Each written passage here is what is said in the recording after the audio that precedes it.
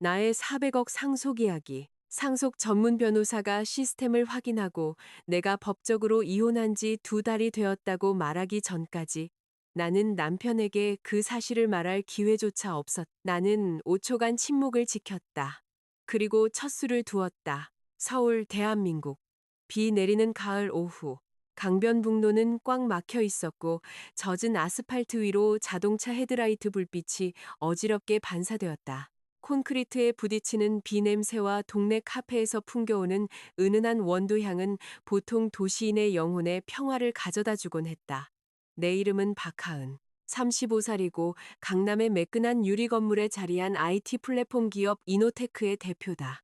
직함은 화려했지만 현실은 남편 강태중과 처음 회사를 시작했을 때 에어컨에서는 끊임없이 물이 새고 와이파이는 사춘기 10대처럼 변덕스럽던 30평짜리 좁은 오피스텔을 공유하던 시절과 크게 다르지 않았. 나는 고객, 재무, 계약, 인사를 담당했고 태주는 기술, 서버, 제품, 그리고 내게는 암호처럼 보이는 코드라인을 책임졌다. 직원들은 태준 이사님은 회사의 뇌고 하은 대표님은 심장이라고 농담하곤 했다. 나는 그저 미소 지으며 남몰래 자부심을 느꼈다. 어떤 여자가 남편과 함께 인생의 가장 힘든 시기를 헤쳐왔다는 사실을 믿고 싶지 않겠는가? 허름한 임대 사무실에 6명이 옹기종기 모여 시작했던 이노테크는 어느덧 130명에 가까운 직원을 둔 회사로 성장했다. 더 큰 고객, 더 큰 계약. IT 업계에서 우리의 이름은 점점 무게감을 갖기 시작했다. 하지만 모든 불이 켜진 집이 반드시 따뜻한 것은 아니다. 회사 단체 사진에서는 아름다운 미소를 지으며 나란히 서 있지만 집에 돌아가면 서로에게 할 말이 전혀 없는 부부들이 있다. 태준과 나는 결혼한 지 수년이 지났지만 아이가 없었다. 많은 여성에게 이 한 가지 사실만으로도 가슴 깊이 박힌 가시처럼 고통스럽다. 나는 강남에서 가장 유명하다는 난임 클리닉들을 찾아다녔다. 약을 먹고 배란 주기를 체크하고 호르몬 주사를 견디고 전문가부터 동네 아주머니까지 모든 사람의 조언에 귀를 기울였다. 어떤 이들은 진심으로 걱정해 주었지만 어떤 이들은 상처에 소금을 뿌리면서 그저 계속 노력해보라며 독이 든 동정을 보였다. 시어머니 최숙자 여사는 경상북도 시골 출신의 보수적인 분이셨다. 60대 후반인 그녀는 직설적인 것을 자랑으로 여겼지만 그 직설은 대개 사람들의 가장 아픈 곳을 찌르곤 했다. 처음에는 다정한 시어머니인 척 하셨다. 하은아, 더 먹어라. 넌 너무 일을 많이 해. 너무 말랐잖니. 그래선 아기가 들어설 몸이 못 돼. 나는 억지로 미소를 지으며 음식을 한 입 더 삼켰지만 목구멍에는 이미 덩어리가 걸려 있었다. 명절 가족 모임에서는 모든 친척 앞에서 이렇게 선언하시곤 했. 우리 집안에 돈이 없냐, 음식이 없냐. 딱 하나 없는 건 할미 소리나게 해줄 손주 소리뿐이다. 온 식탁은 몇 초간 죽은 듯이 조용해졌고 누군가 어색하게 웃으며 그 침묵을 깼다. 사람들은 그렇다. 여럿 앞에서 상처 주는 말을 하면 농담으로 치부해버린다. 말은 가볍지만 그 말이 주는 고통의 대가는 엄청나다. 태주는 내가 굳어버릴 때마다 내 어깨를 부드럽게 두드리며 말했다. 너무 깊게 생각하지 마. 요즘 의학이 얼마나 발전했는데. 그리고 아이가 안 생기는 게 어디 당신 탓만은 아니잖아. 나는 그 말을 믿었었다. 그를 너무나 믿었기에 그가 낯선 향수 냄새와 비 냄새를 섞어 늦게 귀가하는 수많은 밤에도 그저 고급 식당에서 고객을 만났을 거라고 스스로를 납득시켰다. 그를 너무나 믿었기에 그가 서버가 다운되어 사무실에서 밤을 새워야 한다고 말했을 때 나는 그저 식사는 챙기고 커피는 너무 많이 마시지 말라고 문자를 보낼 뿐이었. 한 번은 그에게 물었다. 요즘 왜 그렇게 바빠? 저녁 먹으러 집에 거의 안 들어오네. 태주는 나를 쳐다보지도 않았다. 그는 시계를 풀어 서랍장 위에 올려놓으며 지친 목소리로 말했다. 신제품 출시가 코앞이잖아. 내가 신경 안 쓰면 누가 써? 당신은 대표잖아. 기술적인 압박이 뭔지 이해 못해? 나는 입을 다물었다. 결혼 생활에서 가장 무서운 것은 싸우는 것이 아니다. 싸운다는 것은 아직 인간적인 교감이 있다는 뜻이다. 가장 무서운 것은 입을 열자마자 상대방을 불편하게 만드는 것 같은 기분이 드는 것이다. 그날 저녁 나는 태준이 가장 좋아하는 갈비찜과 마늘버터 감자, 그리고 구운 당근을 만들었다. 심지어 노량진 수산시장의 단골 가게에서 최상급 갈비를 사기 위해 일부러 찾아가기까지 했다. 정육점 사장님은 내가 신중하게 고기를 고르는 모습을 보고 미소 지었다. 남편분 주려고 요리하시나 봐요. 복 받으셨네. 나는 그저 미소로 답했다. 그때까지만 해도 나는 따뜻한 밥 한 끼가 가정을 지킬 수 있다고 믿었다. 이미 다른 곳에서 식사하기로 마음먹은 남자는 아무리 맛있는 음식이라도 붙잡을 수 없다는 것을 깨닫기까지는 오랜 시간이 걸렸다. 태주는 저녁 8시 반에 집에 돌아왔다. 그는 자리에 앉아 감자를 두 입 먹고 갈비 한 조각을 작게 잘라 먹더니 일어섰다. 사무실에 다시 들어가 봐야겠어. 서버 측 에러야. 나는 그의 거의 그대로 남은 접시를 보았다. 조금만 더 먹어. 점심 이후로 아무것도 못 먹었잖아. 배불러. 그는 잠시 멈췄다. 또 할 말 있어. 하은아? 나는 그가 아직 나를 사랑하는지 묻고 싶었다. 왜 나를 버리기엔 아깝지만 더 이상 소중하지 않은 낡은 가구처럼 쳐다보는지 묻고 싶었다. 하지만 대신 나는 이렇게 말했다. 비가 많이 와. 코트 챙겨가. 태주는 재킷을 집어들었고 그의 말투는 약간 부드러워졌다. 당신은 회사 일에만 집중해. 집안일 같은 건 내가 알아서 신경 쓸게. 그 당시에는 그 말이 지극히 정상적으로 들렸다. 부부가 정신적 부담을 나누는 것. 나는 그의 버전의 집안일에 더 이상 내 자리가 없다는 것을 전혀 몰랐다. 태준이 떠난 후 주방은 귀가 먹먹할 정도로 조용했다. 벽시계의 초침 소리가 들렸다. 그의 젓가락은 여전히 양념이 묻은 채 접시 가장자리에 놓여 있었다. 나는 오랫동안 그 자리에 서서 왜 이렇게 추운지 이해하지 못했다. 휴대전화가 밝아졌다. 시어머니의 문자였다. 일요일 가족 식사에 올 거지? 병원은 다시 가봤니? 서울에 용한 의사가 있다더라. 나는 화면을 응시하며 긴 숨을 내쉬었다. 그녀가 의사라는 단어를 언급할 때마다 나는 나무가 살아있는지 죽었는지 확인하기 위해 사람들이 난폭하게 뿌리 뽑는 기분이 들었다. 나는 답장했다. 네, 시간 비워둘게요. 잠시 후 그녀가 다시 답했다. 결혼한 여자의 가장 큰 의무는 남편 집안의 대를 이어주는 거야. 세상의 모든 돈이 그걸 대신할 순 없단다. 하은아. 나는 휴대전화를 내려놓았다. 발코니 밖에서는 비가 유리창에 긴 줄기를 그리며 세차게 부딪혔다. 도시는 빛나고 있었다. 차들은 질주하고 식당은 붐비고 사람들은 웃고 있었다. 오직 우리 집만이 환하게 불이 켜져 있었지만 대기실처럼 차가웠다. 나는 내 결혼 생활이 그저 지쳤다고 생각했었다. 우리는 돈, 회사, 가족, 그리고 불임이라는 엄청난 압박 아래 놓인 비즈니스 파트너였다. 누가 조금 멀어지지 않을 수 있겠는가? 내가 조금 더 노력하고 더 참고 그를 더 사랑하면 모든 것이 지나갈 것이라고 믿었다. 하지만 어떤 바다는 결코 물을 퍼낼 수 없다. 한 사람이 미친 듯이 물을 퍼내는 동안 다른 한 사람은 조용히 배 밑바닥에 구멍을 뚫고 있기 때문이다. 그날 밤, 태주는 집에 돌아오지 않았다. 새벽 1시쯤 문자가 왔다. 사무실에서 잘게. 문 잠그고 자. 나는 휴대전화를 들고 오랫동안 문자를 쳐다보았다. 수년 만에 처음으로 나는 답장하지 않았다. 거실로 걸어가 벽에 걸린 결혼 사진을 보았다. 사진 속에서 나는 하얀 드레스를 입고 있었고 태주는 다시는 놓지 않을 것처럼 내 손을 잡고 부드럽게 미소 짓고 있었다. 나는 손을 뻗어 차가운 유리를 만졌다. 나는 그때 몰랐다. 사진 속의 남자는 오래전에 우리의 결혼 생활에서 체크아웃했다는 것을. 그는 그저 내게 통보하지 않았을 뿐이다. 아니, 그는 가장 잔인한 방식으로 통보했다. 단지 내가 아직 보지 못했을 뿐이다.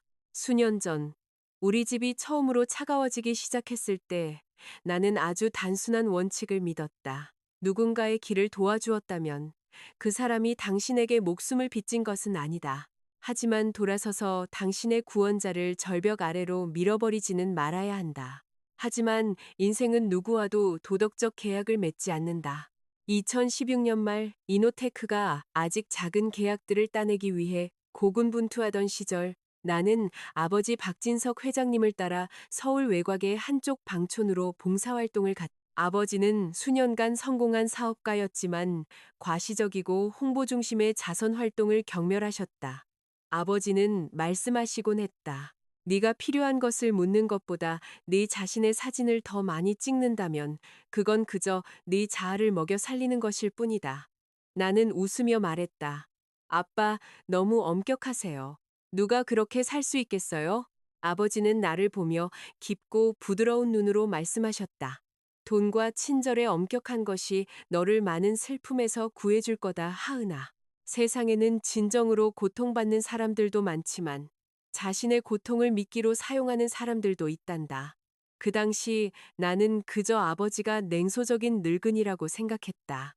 나는 그분의 말씀이 나중에 녹슨모처럼 내 기억에 밝히게 될 줄은 전혀 몰랐다. 그 봉사활동에서 우리는 허름한 쪽방촌을 방문했다. 공기는 차가웠고 아이들은 얇은 옷을 입고 뛰어다녔으며 볼은 추위로 빨갛게 상기되어 있었다.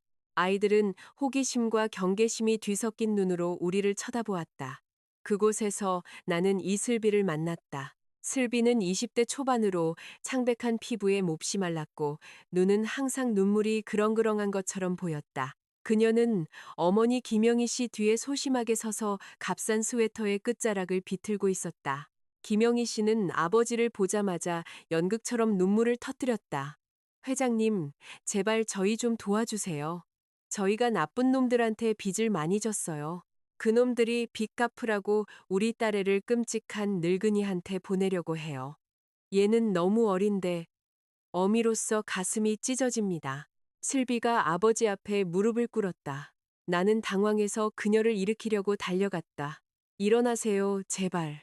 무슨 일인지 말씀해 주세요. 이러지 마세요. 슬비는 내 손을 잡았다. 그녀의 손은 얼음장처럼 차가웠다. 제발요, 하은 언니. 저 그 남자한테 가기 싫어요.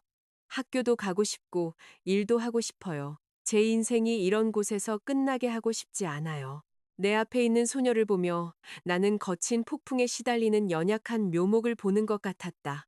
나는 진정한 연민을 느꼈다. 아마도 그때 나는 여전히 눈물이 항상 선함과 함께한다고 믿었기 때문일 것이다. 꽤나 순진한 믿음이지만 누구나 자신의 순진함에 대한 수업료를 치러야 하는 것 같다. 지역 사회복지사들과 이야기한 후 아버지는 김영희 씨가 나쁜 습관 때문에 사채를 썼고 이자가 눈덩이처럼 불어나 감당할 수 없는 지경에 이르렀다는 것을 알게 되었다.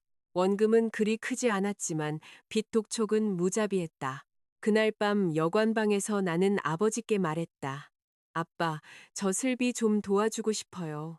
아버지는 값싼 여관 커피를 한 잔 따르시며 천천히 물으셨다. 네가 진심으로 걱정돼서 돕는 거니? 아니면 구원자가 된 기분을 느끼고 싶어서 돕는 거니? 나는 얼어붙었다. 진심으로 걱정돼요, 아빠. 그렇다면 눈을 뜨고 도와주거라. 돈을 건네주고 감사를 샀다고 생각하지 마라. 나는 조용히 앉아 있었다. 아버지는 내 어깨에 손을 얹으셨다. 누군가를 구하는 것은 좋은 일이다. 하지만 친절에는 울타리가 필요하다는 것을 기억해야 한다. 울타리가 없으면 선량한 사람들은 그저 다른 사람들이 신발을 닦는 발판이 될 뿐이다. 나는 고개를 끄덕였지만 완전히 이해하지는 못했다. 그 봉사활동 이후 나는 내 개인 저축으로 슬빈의 가족의 빚 약 500만 원을 갚아주었다. 나는 영화에서처럼 현금을 건네주지 않았다.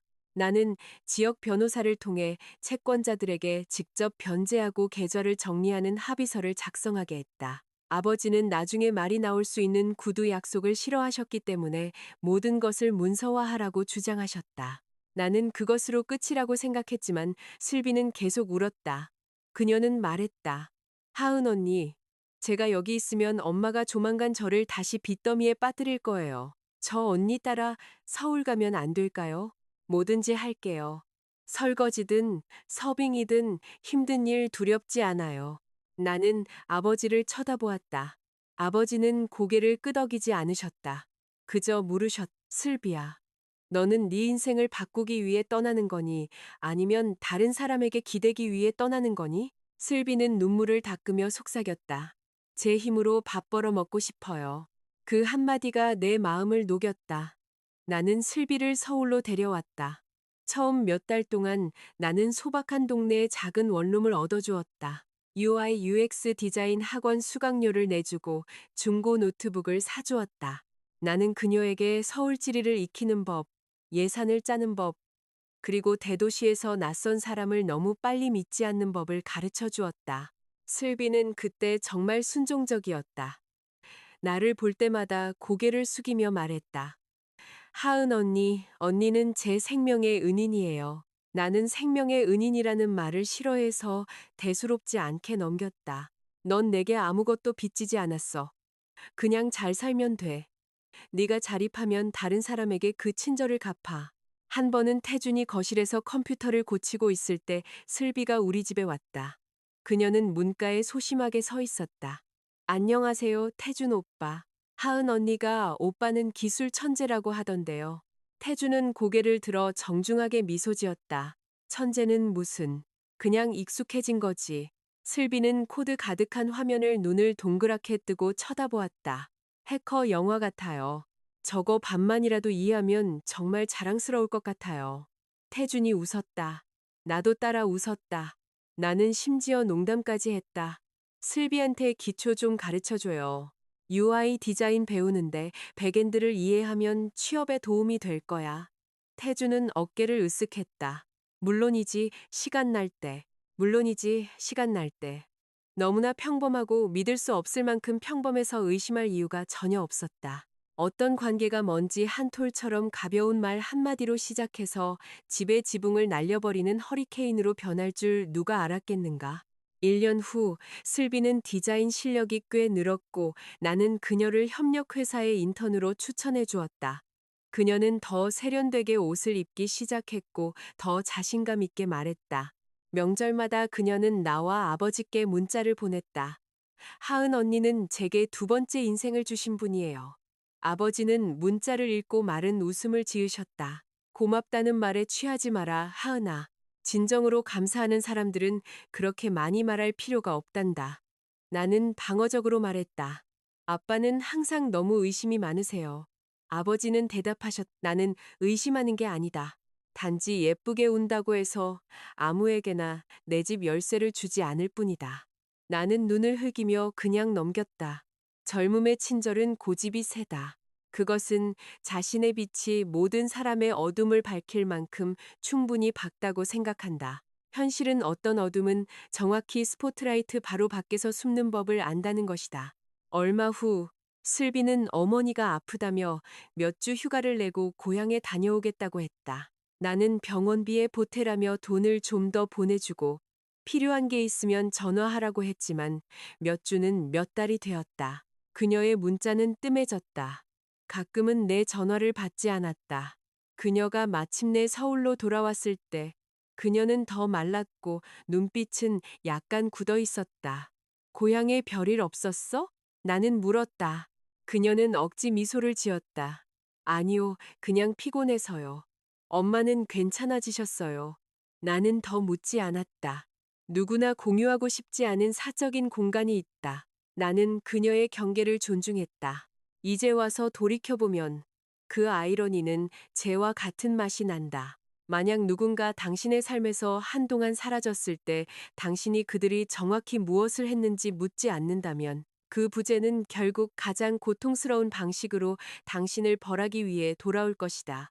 그때 나는 내가 슬비를 진흙탕에서 건져냈다고 생각했다. 나는 어떤 사람들은 발을 씻기 위해 진흙탕에서 나오는 것이 아니라 다른 사람들을 함께 진흙탕으로 끌어내리는 법을 배우기 위해 나온다는 것을 몰랐다.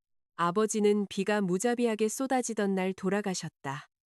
서울의 비는 보통의 소나기처럼 그냥 지나가지 않았다. 아침부터 밤까지 질질 끌며 병원 차량을 끊임없이 두드리고 소나무를 적시고 아버지를 마지막으로 보러 온 사람들의 어깨를 적셨다. 나는 관 옆에 서서 얼어붙은 손으로 목사님의 엄숙한 목소리를 들으며 가슴이 숟가락으로 파낸 것처럼 텅 빈 기분을 느꼈다. 박진석, 나의 아버지. 평생을 신중하게 사업을 해오셨다. 그는 품이 있고 자비로우셨지만 결코 만만한 분은 아니셨다. 그는 내게 계약서를 읽는 법, 재무제표를 분석하는 법, 그리고 사람을 단지 말만으로 판단하지 않는 법을 가르쳐 주셨다. 하지만 바로 그 마지막 가르침을 나는 내 자신의 결혼 생활에 적용하는 것을 완전히 잊어버렸다. 장례식에서 태주는 검은 정장을 입고 내 곁에 서서 적절하게 침통한 표정을 지었다. 그는 친척들 앞에서 가끔 내 어깨에 손을 얹었다. 힘내, 하은아. 아직 내가 있잖아. 나는 그를 믿었다. 여자가 아버지를 잃었을 때 곁에 남편이 있다면 그녀는 본능적으로 무너지는 집의 마지막 기둥처럼 그에게 매달릴 것이다. 나는 정확히 그렇게 했다. 나는 태준에게 기대어 목이 쉴 때까지 울었다. 그 기둥이 겉은 아름답게 칠해져 있지만 속은 완전히 썩어 있었다는 사실을 전혀 모른 채 장례식 직후 김지연 변호사가 내게 전화했다. 김 변호사는 수년간 아버지의 법률 자문을 맡아온 시계 제작자처럼 꼼꼼한 여성이었다. 그녀는 말했다. 하은 씨, 사무실로 한번 오시죠. 박 회장님 유산 상속 절차를 시작해야 합니다. 나는 심드렁하게 대답했다. 네, 약속 잡아주세요.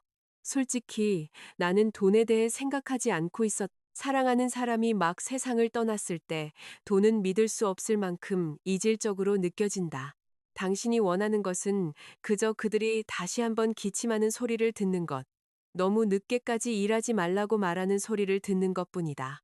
약속 당일 아침에도 비가 내렸다. 태주는 아침 7시에 문자를 보냈다. 비가 억수같이 오네. 코트 입지 마. 나는 기술 동기와 회의가 있어서 같이 못 가. 나는 문자를 보며 약간의 실망감을 느꼈지만 답장했다. 알았어요. 회의 잘해요. 나는 혼자 차를 몰아 시내의 법률 사무소로 갔다. 김 변호사는 날카로운 회색 정장을 입고 두꺼운 파일이 책상 위에 조심스럽게 놓인 채 기다리고 있었다.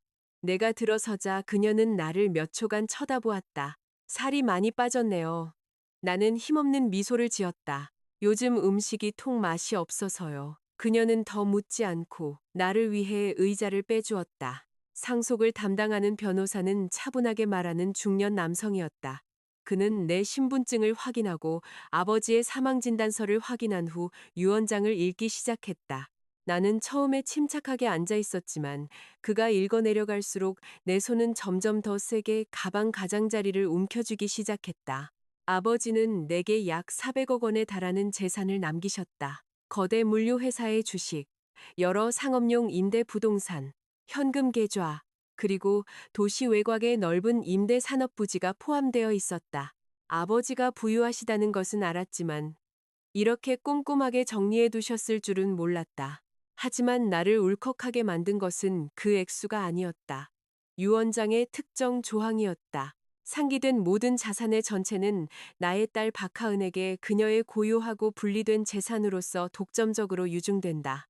이는 혼인 재산과 혼합되어서는 안 되며 나의 딸이 법적 구속력이 있는 별도의 서면 합의서에 명시적으로 동의하지 않는 한 다른 개인의 재정적 의무를 담보하는 데 사용될 수 없다. 나는 고개를 숙였고 눈물 한 방울이 손등 위로 떨어졌다. 아버지는 떠나셨지만 여전히 폭풍으로부터 나를 보호하기 위해 내 머리 위에 지붕을 지어주고 계셨다. 김 변호사가 서류 위에 부드럽게 손을 얹었다. 박 회장님께서 아주 신중하게 준비하셨어요. 제게 이렇게 말씀하셨죠. 우리 하은이는 마음이 넓지만 가끔 사람들을 너무 사랑한 나머지 자신을 보호하는 것을 잊어버려요. 나는 고개를 돌렸다. 갑자기 깊은 부끄러움을 느꼈다. 아버지는 나를 꿰뚫어 보고 계셨다. 내가 수년간 똑똑하다고 생각하며 살아오는 동안 상속 변호사는 계속해서 정보를 처리하며 컴퓨터에 타이핑했다.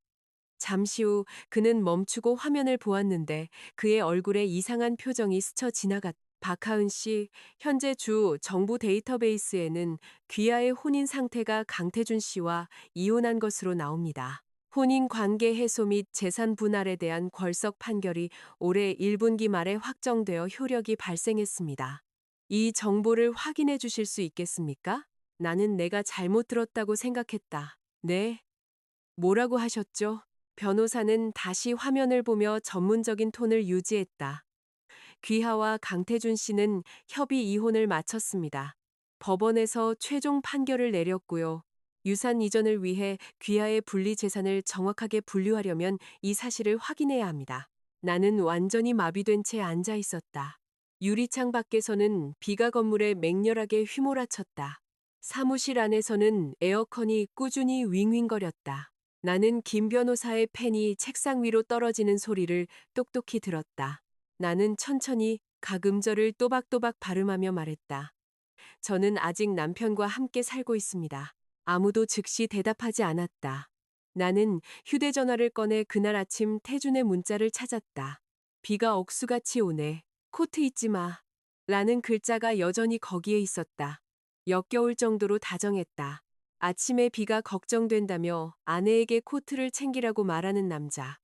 하지만 서류상으로는 그녀와 몇 달 전에 이혼한 남자. 인간은 참으로 위대한 존재다. 우리는 한 손으로 자신에게 우산을 씌워주면서 동시에 다른 사람의 발밑에 무덤을 팔 수 있다. 당신의 심장이 산산조각 나고 있지 않다면 거의 박수를 쳐주고 싶을 정도다. 김 변호사가 먼저 평정을 되찾았다. 그녀는 상속 변호사를 보았다. 사건 기록과 제출 서류를 뽑아주실 수 있나요? 제 의뢰인은 이 사실을 전혀 몰랐습니다. 몇 분 후 서류들이 인쇄되어 나왔다. 그 종이들은 얇고 날카로운 칼날처럼 내 눈앞에 나타났다. 이혼 소송 청구서, 송달 포기서, 혼인 재산에 대한 다툼 권리를 포기하는 서명된 혼인 재산 분할 합의서, 모든 법원 통지서의 우편 주소는 이노테크 본사 주소였다. 그리고 합의서 맨 아래에는 내 서명이 있었다. 위조된 것이 아니었다. 어설픈 모방도 아니었다. 그것은 내 진짜 서명이었다. 첫 획은 부드럽고 끝은 살짝 위로 삐치는 내가 수년간 내 이름을 서명해온 방식 그대로. 나는 너무 심하게 떨려서 김 변호사가 건네준 물컵을 들 수 없었다. 그녀는 내게 티슈를 건넸지만 나는 울 수 없었다. 어떤 충격은 당신을 울게 만든다. 다른 충격은 당신의 눈물을 가두고 고통을 목구멍에서 단단하게 얼려버린다. 기억들이 무서운 속도로 되살아났다. 몇 달 전 태주는 내게 엄청난 양의 서류 뭉치를 건넸다. 그는 그것이 시리즈 B 투자 유치 라운드에 필요한 회사 구조조정 문서라고 말했다. 그날 나는 아버지의 건강이 악화되는 것을 보고 병원에서 막 돌아온 참이었다. 나는 뼛속까지 지쳐 있었다.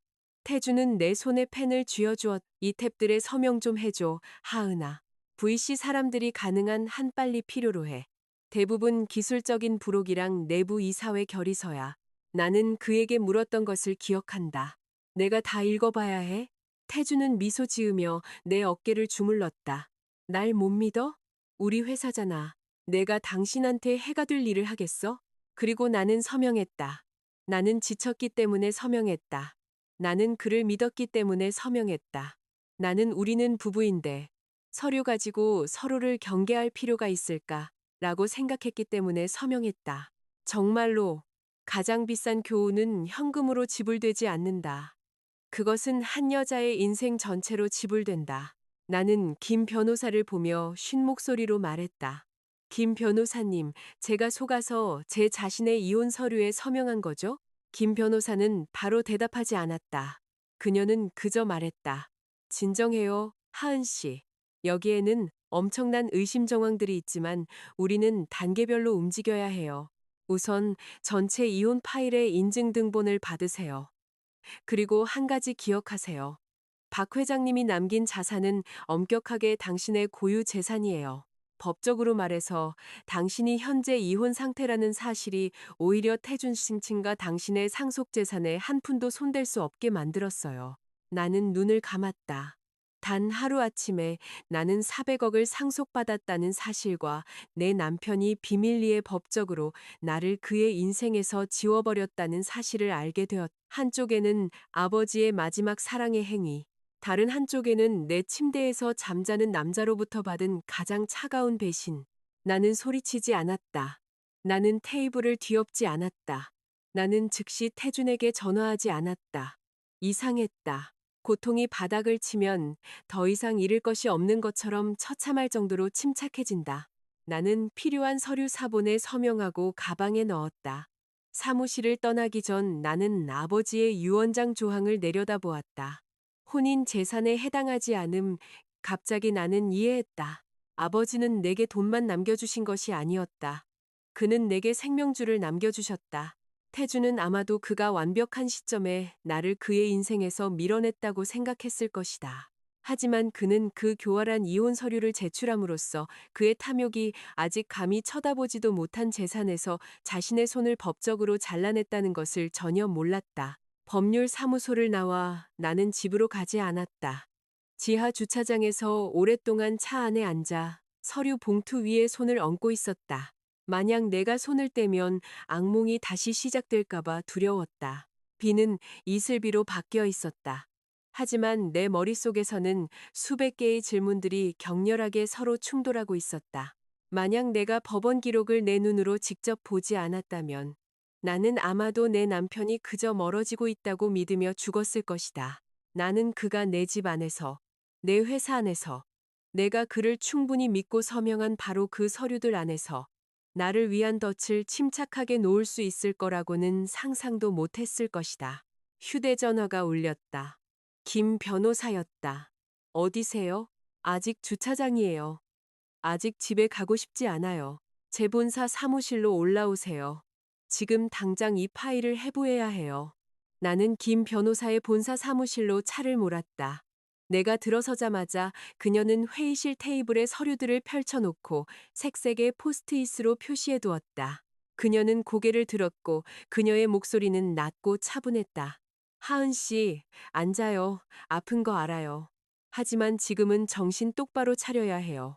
나는 자리에 앉아 손가락을 꽉 깍지 꼈다. 그녀는 서류 페이지들을 가리켰다. 보세요. 청구서, 송달 포기서, 재산분할 합의서, 서명은 모두 진짜 당신 것이에요. 이건 위조가 아니에요. 나는 힘겹게 침을 삼켰다.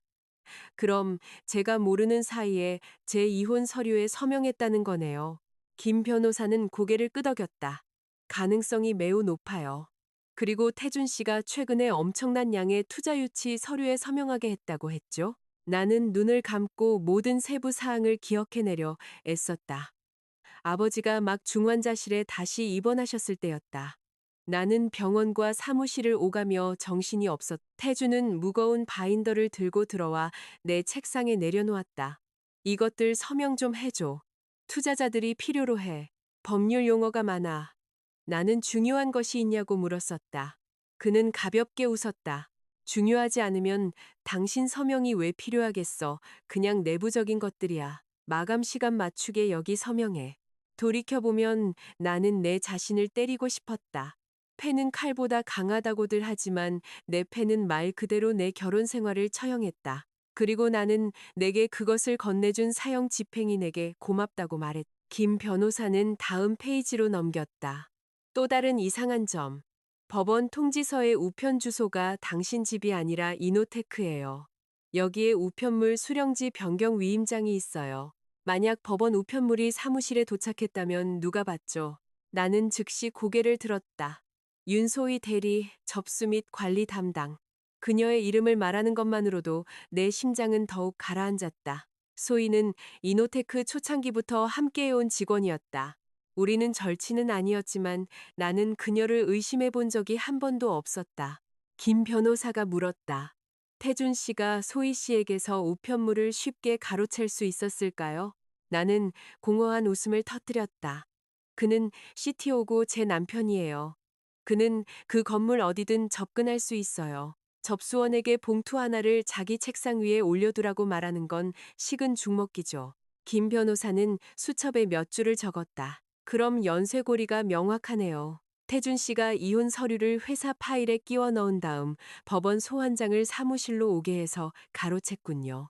게다가 당신은 박 회장님 건강 때문에 너무 정신이 없어서 세부 내용을 읽지 못했고요. 목구멍이 타는 듯했다.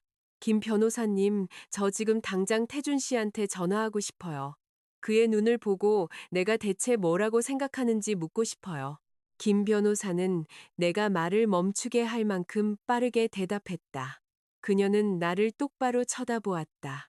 하은 씨, 내 말 들어요. 만약 지금 폭발하면 태준 씨는 당신이 알아챘다는 걸 알게 될 거예요. 그리고 당신 회사의 핵심 기술 인프라를 누가 통제하고 있죠? 나는 침묵했. 그녀는 목소리를 낮췄다. 당신은 두 가지 위기를 동시에 겪고 있어요.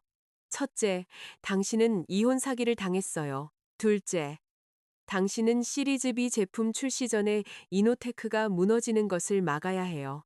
만약 지금 분노에 차서 행동하면 당신은 소리 지르는 싸움에서는 이길지 몰라도 전체 체스 게임에서는 질 거예요. 나는 의자에 기대앉아 그녀의 말을 곱씹었다. 그녀가 옳았다. 나는 고통스러웠지만 이성을 잃지는 않았다. 그 회사는 단지 내 돈이 아니었다. 그것은 아버지의 초기 투자였다. 그것은 130명의 생계였고 수년간의 잠 못 이루는 밤의 결과였다. 김 변호사는 아버지의 유언장을 내 쪽으로 밀었다. 그리고 이걸 기억해요. 박 회장님이 남긴 400억은 태준 씨의 사기 이혼 때문에 고유 재산이 된 거예요. 그는 법적으로 한 푼도 요구할 권리가 없어요. 그가 당신을 속였지만 그의 사기가 오히려 그를 인생 최대의 횡재에서 차단시킨 거죠. 나는 서류에 적힌 아버지의 이름을 쳐다보았고 눈이 타는 듯 했다. 아버지는 떠나셨지만 여전히 바람으로부터 나를 막아주고 계셨다. 나는 조용히 물었, 이제 어떻게 해야 하죠? 벽돌 하나하나 증거를 모으세요. 김 변호사가 말했다. 오늘부터 당신은 한 글자도 빼놓지 않고 읽기 전에는 어떤 서류에도 서명하지 마세요. 그가 그 서류들을 가져왔던 날들의 모든 이메일, 문자, 일정을 백업하세요.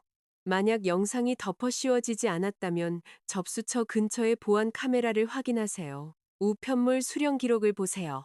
그리고 무엇보다도 그가 당신이 깨어났다는 것을 알게 하지 마세요.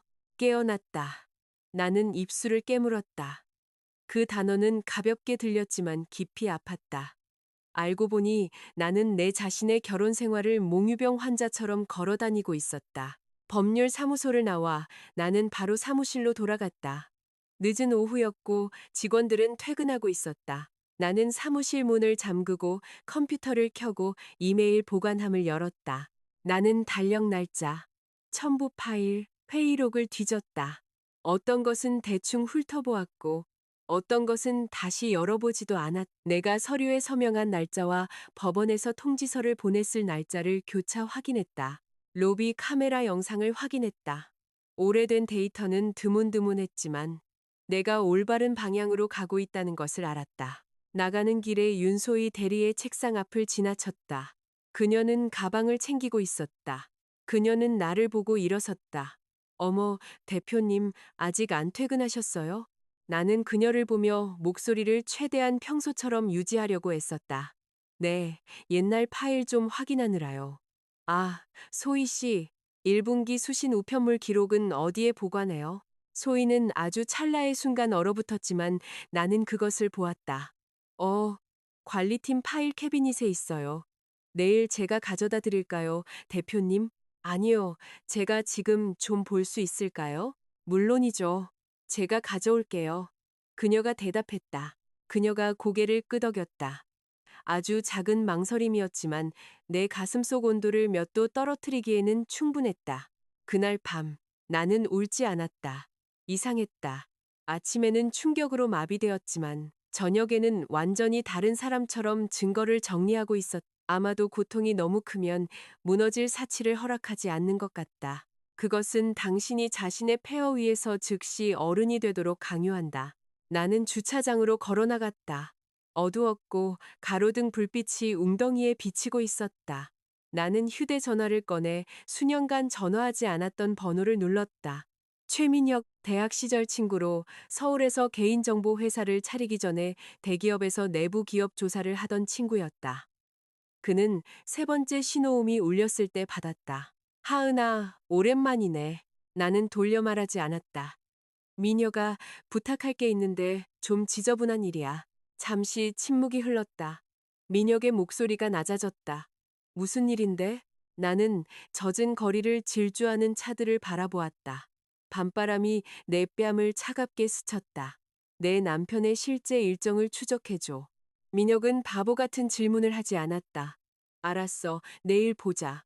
나는 전화를 끊고 서울의 야경을 보았다. 아버지는 항상 서명하기 전에 읽으라고 말씀하셨다. 나는 한 번 잊었고 그 대가로 완벽하게 평화로운 삶을 지불했다. 하지만 이 순간부터 나는 다시는 잊지 않을 것이다. 모든 마침표, 모든 쉼표, 모든 눈빛, 태준의 모든 의심스럽게 친절한 말은 현미경 아래 놓일 것이다. 다음 날 아침, 나는 인사동의 한적한 찻집에서 민혁을 만났다. 배경에서는 에스프레소 머신이 윙윙거렸다. 민혁은 이미 와 있었고 소매를 걷어올린 채 손대지 않은 블랙커피가 앞에 놓여 있었다. 내가 앉아 그가 인상을 썼다. 꼬리말이 아니네. 나는 마른 웃음을 지었다. 너의 매력은 여전하구나, 민혁아. 그는 잠시 조용히 있다가 물컵을 내 쪽으로 밀었다. 강태준, 무슨 일이야? 나는 긴 배경 설명을 하지 않았다. 나는 그저 이혼 판결문 인증 등본, 태준의 최근 문자 몇 개, 그리고 그의 공유 일정을 건넸다. 민혁은 천천히 그것을 읽었다. 그가 다 읽었을 때 그는 뒤로 기대앉아 숨을 내쉬었다. 하은아, 이건 그냥 남자가 바람 피우는 수준이 아니야. 네가 어디까지 파길 원하는지 알겠어. 절대적인 진실이 나올 때까지 팔게. 민혁은 동정이 아닌 계산된 집중력으로 나를 보았다. 그것이 바로 내가 필요했던 것이었다.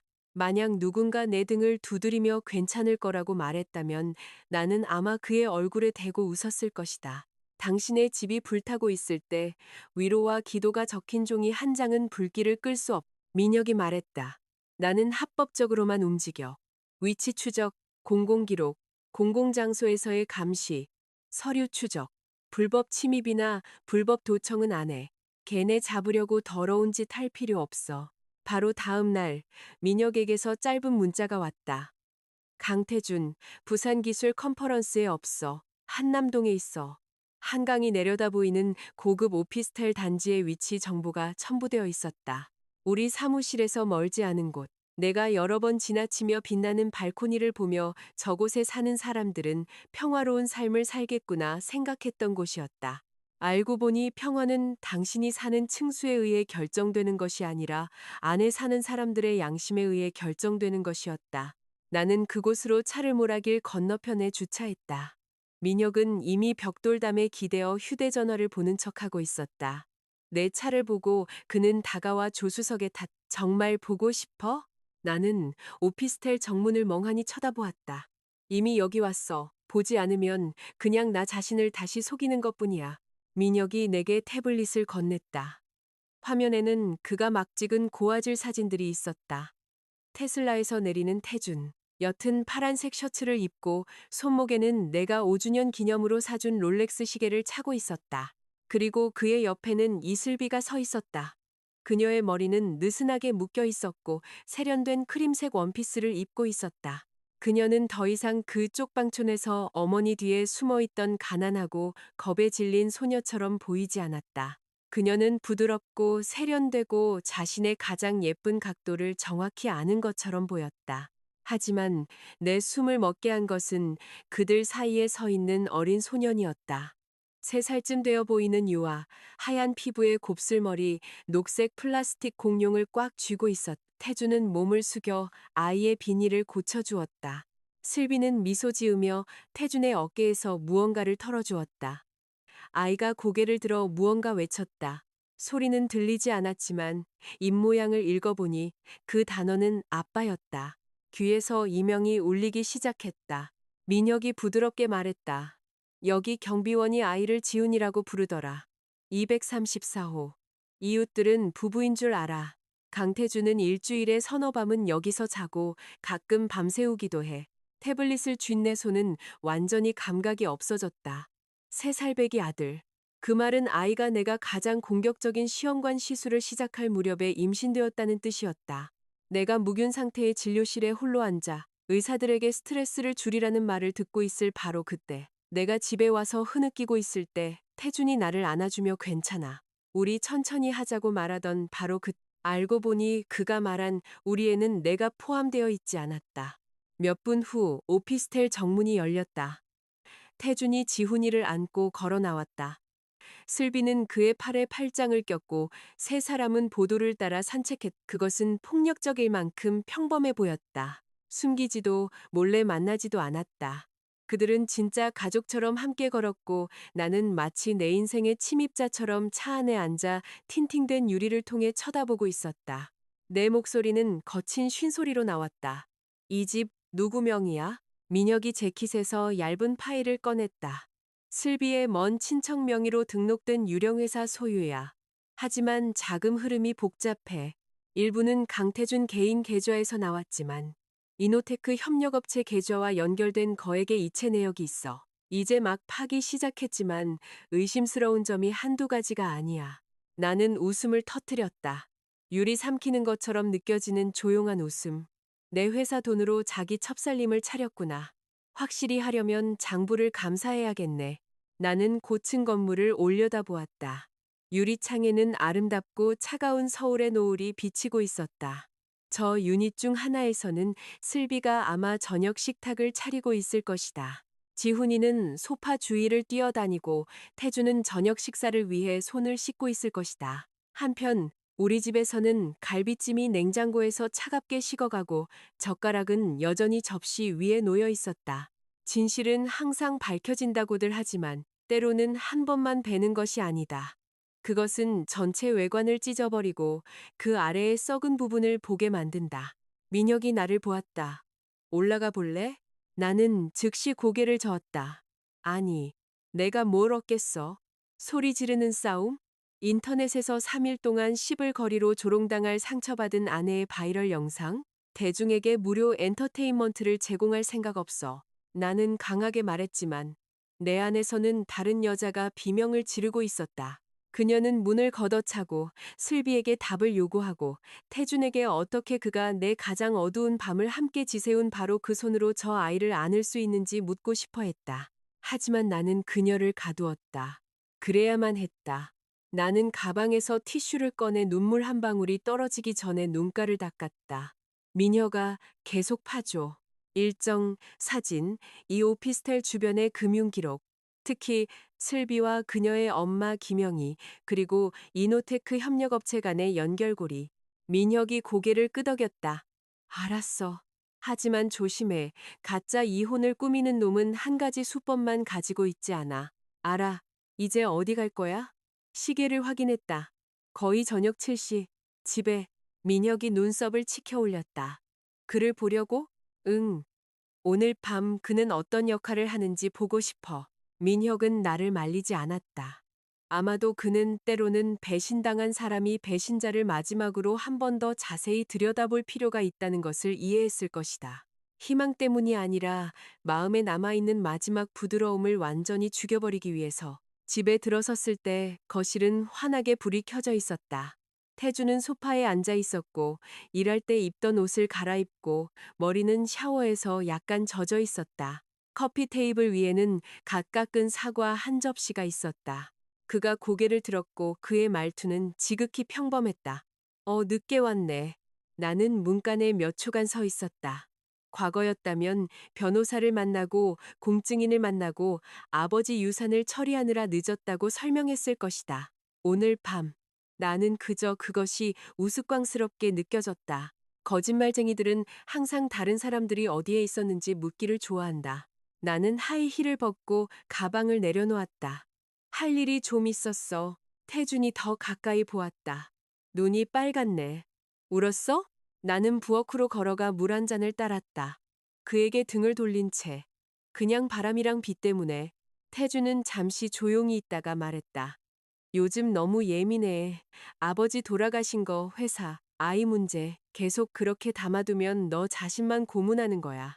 나는 유리잔을 꽉 쥐고 그를 돌아보았다.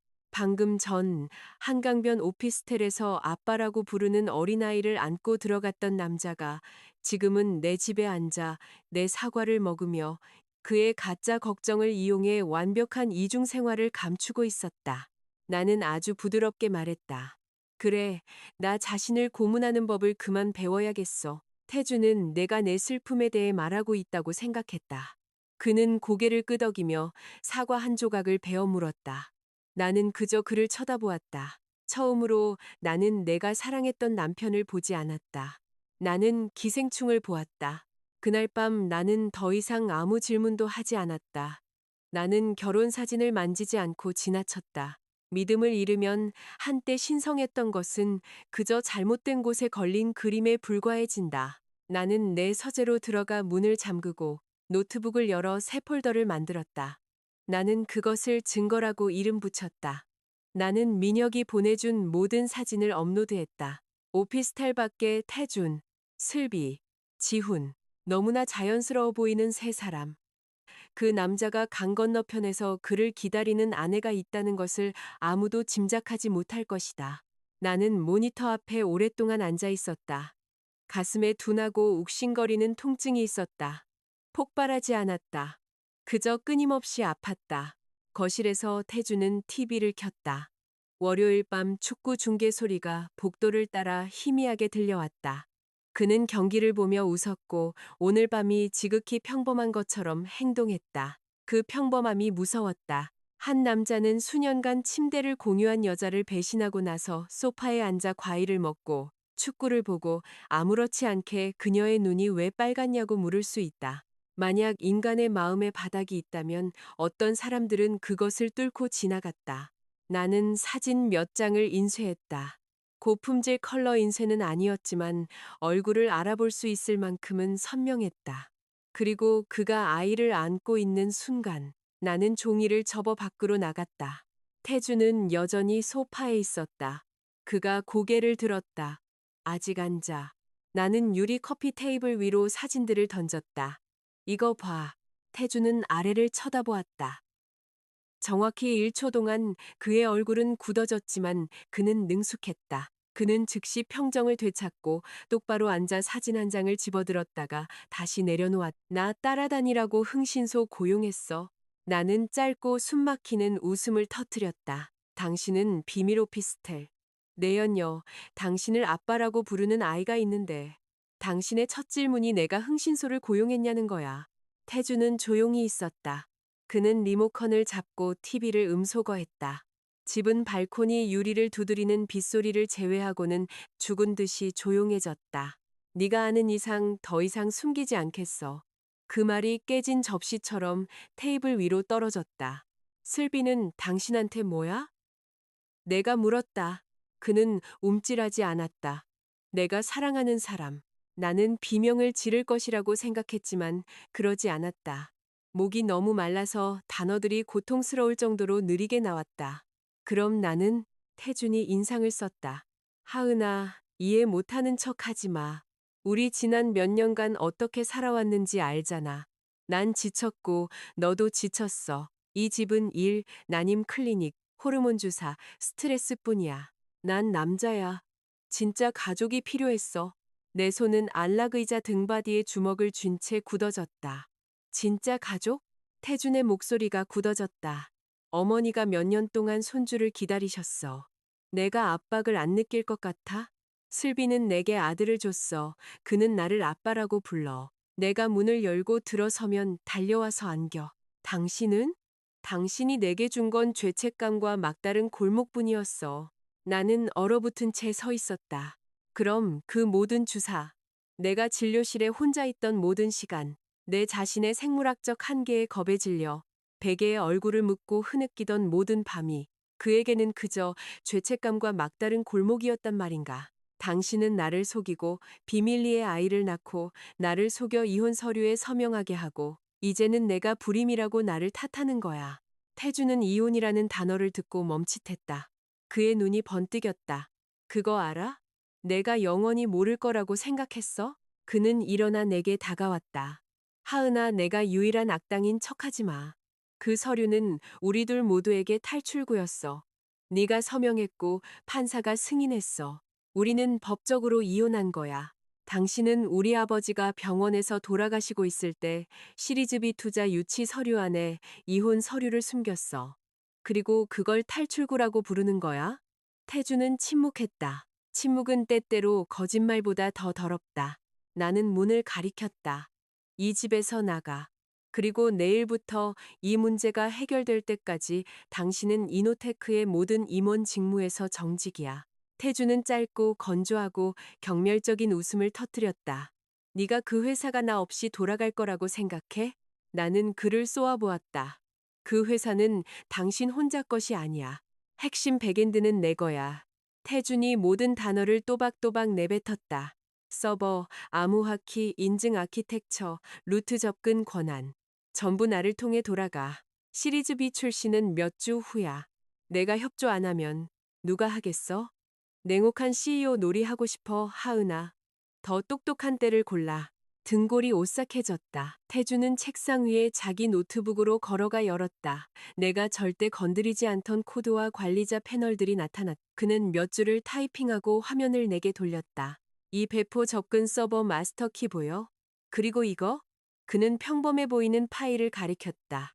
킬 스위치. 내가 이걸 작동시키면 데모 환경은 망가지고 투자자들은 떠나고 우리는 계약 위반으로 소송당해. 네가 사랑하는 130명의 직원들은 모두 네가 회사를 망치는 걸 지켜볼 거야. 나는 말할 수 없었. 태주는 목소리를 낮춰 거의 속삭이듯 말했다. 그리고 그게 다가 아니야. 나한테는 이메일이 있어. 내부 재무 문서도. 내가 몇 가지만 재배치하면 네가 의심스러운 협력업체 지급을 승인한 것처럼 보이게 만들 수 있어. 넌 훌륭한 경영자야, 하은아. 하지만 여론과 금융감독원은 내 생각만큼 관대하지 않아. 나는 내 앞에 있는 남자를 보았다. 이 사람은 내 남편이 아니었다. 이 사람은 오래전에 칼날을 벼려놓고 내가 그가 바람 피우는 것을 잡기만을 기다렸다가 내 목에 그것을 겨누는 남자였다. 나는 그의 뺨을 때리고 싶었다.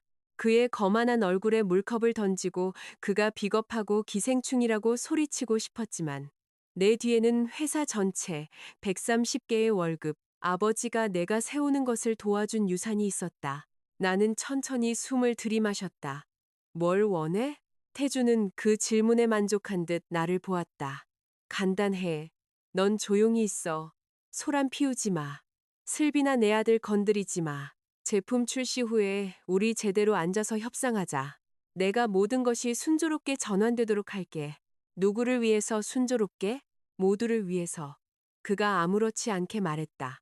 너는 회사와 네 평판을 지키고, 슬비와 지훈이는 정당성을 얻고, 우리 엄마는 손주를 이기적으로 굴지 마, 하은아. 나는 거의 웃을 뻔했다. 아내를 사기치고, 그녀의 신뢰를 짓밟고, 그녀에게 이기적이지 말라고 말하는 남자. 만약 뻔뻔함이 상품이라면 그는 재벌 총수보다 더 부자일 것이다. 하지만 나는 웃지 않았다. 나는 고개를 숙여 머리카락으로 내 눈을 가렸다. 시간을 줘. 태준이 나를 지켜보았다. 얼마나? 지금은 이걸 감당할 수 없어. 하지만 회사가 망하는 건 원치 않아. 그 문장이 내가 겁에 질렸다고 그를 확신시켰다. 태주는 노트북을 닫았고 그의 말투는 자비로운 독재자의 그것으로 돌아갔다. 데모까지 3주 남았어. 그냥 내일이나 해. 그 후에 내가 슬비랑 지훈이를 가족들한테 소개하고 우리 어른스럽게 처리하자. 나는 조용히 물었다. 정말 날 사랑한 적은 있어? 태주는 약간 짜증난 듯 보였다. 어린애처럼 굴지 마, 하은아. 그냥 그렇게 된 거야. 나는 고개를 끄덕이고 일어섰다. 피곤해. 자러 갈게. 태주는 나를 막지 않았다. 그는 그가 이겼다고 생각했다. 그는 내가 회사 직원 평판 위협에 의해 입막음 당했다고 생각했다. 그는 불임으로 수치심을 느낀 여자가 마지막 남은 존엄성을 지키기 위해 움츠릴 것이라고 생각했다. 나는 안방 욕실로 들어가 샤워기를 최대한 세게 틀었다. 타일에 부딪히는 물소리가 내 통화 소리를 가렸다. 김 변호사가 즉시 받았다. 무슨 일이에요? 나는 거울 속의 나를 보았다. 충혈된 눈, 창백한 입술. 하지만 내 목소리는 소름 끼치게 차분했다. 김 변호사님, 그가 방금 회사의 기술 인프라를 나에게 무기로 사용하겠다고 자백했어요. 킬 스위치, 서버 잠금, 그리고 나를 모함하기 위해 재무문서를 조작하겠다고 인정했어요. 전화기 반대편에서는 침묵이 흘렀다. 녹음했어요. 나는 가운 주머니에 있는 보조 휴대전화를 내려다보았다. 음성 메모 앱이 여전히 실행 중이었다. 네. 김 변호사의 목소리는 낮고 날카롭고 치명적이었다. 좋아요.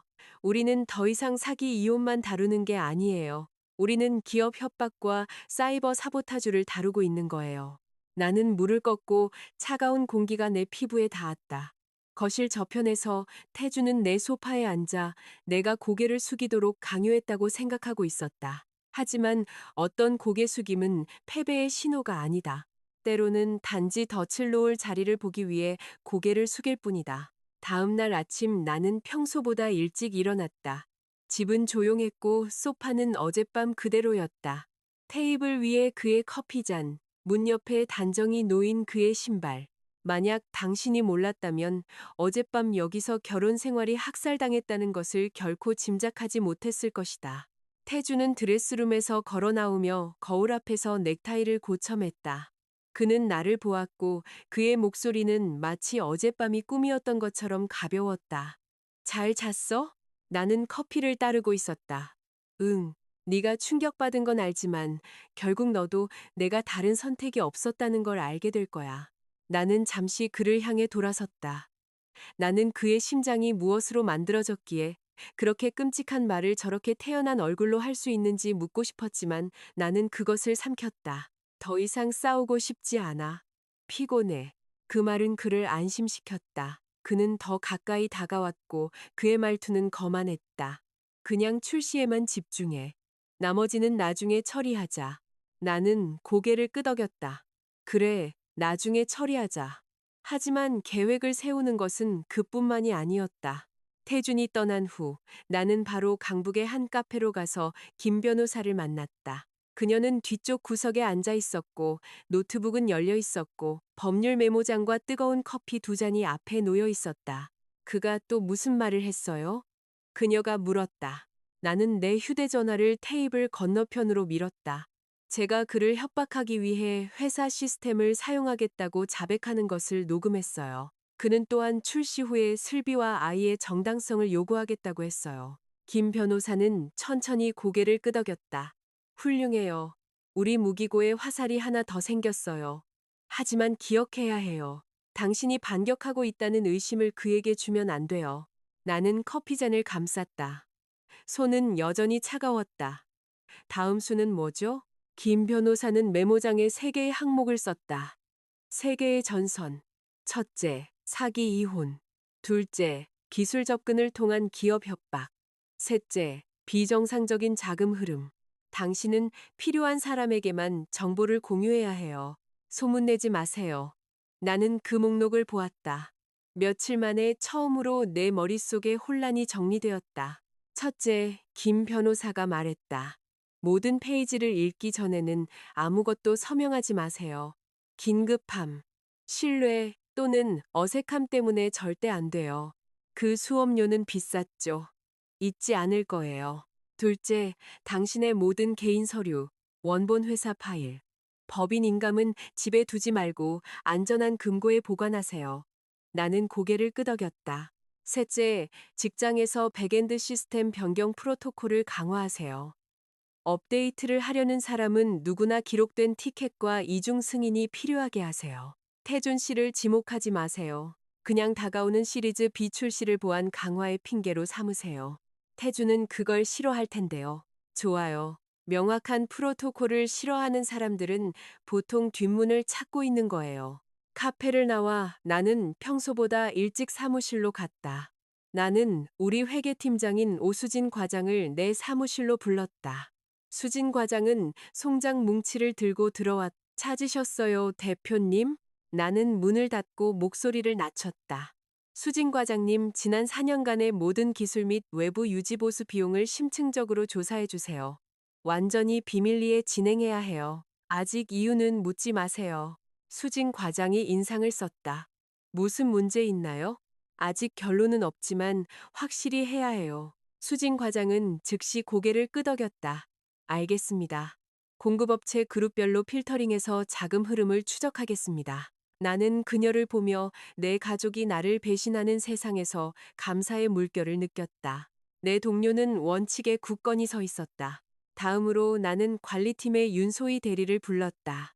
그녀는 긴장한 표정으로 들어왔다. 앉아요. 1분기 수신 우편물 기록이 필요해요. 소희 대리는 힘겹게 침을 삼켰다. 점심 후에 가져다 드려도 될까요? 나는 그녀의 눈을 똑바로 쳐다보았고 내 목소리는 단호하지만 침착했다. 아니요, 지금 당장 필요해요. 소희 대리는 잠시 망설이다가 속삭였다. 가져오겠습니다. 그녀가 돌아섰을 때 나는 무언가를 깨달았다. 사슬의 가장 작은 고리들이 보통 가장 먼저 덜거덕거린다. 더러운 일을 하는 사람들은 항상 사악한 주모자는 아니지만 그들은 금고를 여는 열쇠다. 그날 오후, 나는 엔지니어링 및 운영팀과 짧은 회의를 소집했다. 태준도 거기에 있었다.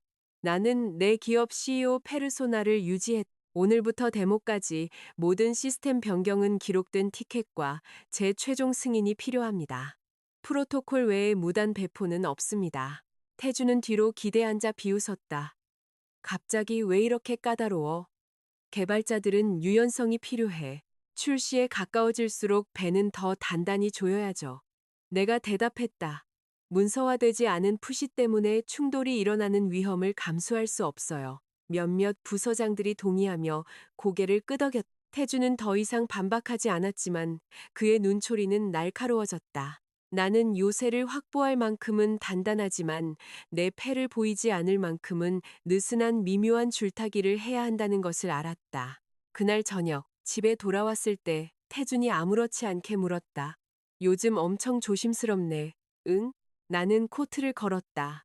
한 번의 부주의한 실수가 치명적일 수 있잖아. 회사 말이야. 나는 그에게 옅은 미소를 지었다. 회사도 그렇고 인생도 그렇고 태주는 조용해졌다. 아마 그는 그 이중적인 의미를 알아채지 못했을 것이다. 아니면 내가 그저 심술궂은 아내라고 생각했을지도 모른다. 그렇게 생각하게 두자. 그날 밤 나는 사무실에 늦게까지 남아 있었다. 복도는 비어 있었고 공조 시스템의 윙윙거리는 소리와 야간 청소부의 진공 청소기 소리뿐이었다. 나는 오수진 과장과 함께 작은 회의실에 있었다. 테이블 위에는 그녀의 노트북, 은행거래 내역서, 송장, 그리고 식은 커피가 널려 있었다. 수진 과장이 안경을 밀어 올렸다. 대표님, 이거 심각해요. 나는 똑바로 앉았다. 어떤 거요? 하나가 아니라 전체 덩어리예요. 그녀는 노트북을 내게 돌렸다. 스프레드시트에는 시스템 유지보수, 사이버 보안 컨설팅, 하드웨어 업그레이드, 백업 서버에 대한 계약들이 표시되어 있었다. IT 회사에게는 평범한 지출이었다. 하지만 인생은 회계 장부와 같다. 가장 평범해 보이는 것들이 보통 시체가 묻혀 있는 곳이다. 수진 과장은 공급업체 이름인 젠킨스 기술 솔루션 유한회사를 가리켰다. 지난 2년 반 동안 우리가 이 회사에 8억 5천만 원 이상을 송금했어요. 나는 인상을 썼다. 거기 뭐 하는 곳이에요? 서류상으로는 IT 하드웨어 공급업체인데 제가 이 유한회사를 파봤어요. 등록된 주소는 강원도의 허름한 컨테이너 주택이에요. 웹사이트도 없고 기술 직원도 없고 창고도 없어요. 나는 등록된 대리인의 이름을 쳐다보았다. 김영희. 내 심장이 멎었다. 수진 과장이 고개를 들었다. 아는 분이세요? 나는 민혁이 보내준 파일을 열었다. 김영희. 슬비의 어머니. 내 아버지와 내 앞에서 울며 딸을 사채업자로부터 구해달라고 애원하던 여자. 내가 개인적으로 500만 원의 빚을 갚아준 여자. 이제 그녀는 내 회사 자금 흐름의 한가운데에 앉아 있었다. 목구멍이 사포처럼 변했다. 계속 찾아봐요, 수진 과장. 수진 과장은 고개를 끄덕이며 스크롤을 내렸다. 다른 곳들도 있어요. 아팔레치아 디지털, 블루리지 소프트웨어, 전부 유령 주소, 가상 사무실 또는 사서함이에요. 그리고 이 모든 공급업체 승인은 강태준 이사님이 결제했어요. 나는 숫자들을 보았다. 1억 5천, 5천, 2천, 총 8억 5천만 원. 그것들은 화면 위에서 정적으로 앉아 있었지만 내게는 비명을 지르고 있었다. 납품된 실적이 있나요? 내가 물었다. 허술한 것들이요. 수진 과장이 비웃었다. 보안 컨설팅 제공 완료 또는 하드웨어 납품 완료라고만 적힌 송장들. 시리얼 번호도 없고 수령 서명도 없어요. 나는 눈을 감았다. 수년간 나는 기술 예산을 태준에게 믿고 맡겼다. 나는 거시적인 재무, 큰 그림을 관리했다. 나는 신뢰를 바탕으로 운영했다. 나는 기본적으로 여우에게 닭장을 지키게 했고, 이제 와서 왜 사방에 깃털이 널려 있는지 궁금해하고 있었다. 수진 과장은 계속 필터링했다. 돈은 이노테크에서 공급업체로 흘러들어갔고, 그 다음 슬비 가족과 연결된 개인 계좌로 옮겨지거나 현금으로 인출되었다. 날짜는 완벽하게 일치했다. 태준이 한남동 오피스텔에 계약금을 낸 주에 거액이 인출되었다. 지훈이가 월 200만 원짜리 사립 유치원에 다니기 시작한 주에 송금되었다. 수진 과장이 분노로 떨리는 목소리로 테이블을 내리쳤다. 대표님, 이건 그냥 불륜이 아니에요. 그가 비밀 가족을 부양하기 위해 회사 피를 빨아먹고 있는 거예요. 정말 죄송하지만 이걸 보니 피가 끓어요. 우리는 여기서 죽어라 일하는데 이 남자는 서류 한 장에 서명하고 자기 첩한테 오피스텔이나 사주고 나는 거친 웃음을 터뜨렸다. 8억 5천이라. 와, 적어도 자기 배신의 영수증은 항목별로 잘 챙겨놨네. 수진 과장은 빨개진 눈으로 나를 보았다. 내부 감사팀 부를까요? 아니요, 아는 사람이 적을수록 좋아요. 나는 가방에서 새 하드 드라이브를 꺼냈다. 장부, 송장, 승인 이메일을 복사해 주세요. 회사 서버는 사용하지 마세요. 내일 김 변호사님께 법의학적 사본을 봉인해달라고 할 거예요. 알겠습니다. 수진 과장이 단호하게 말했다. 사무실을 나설 때 나는 엔지니어링 부서를 지나쳤다.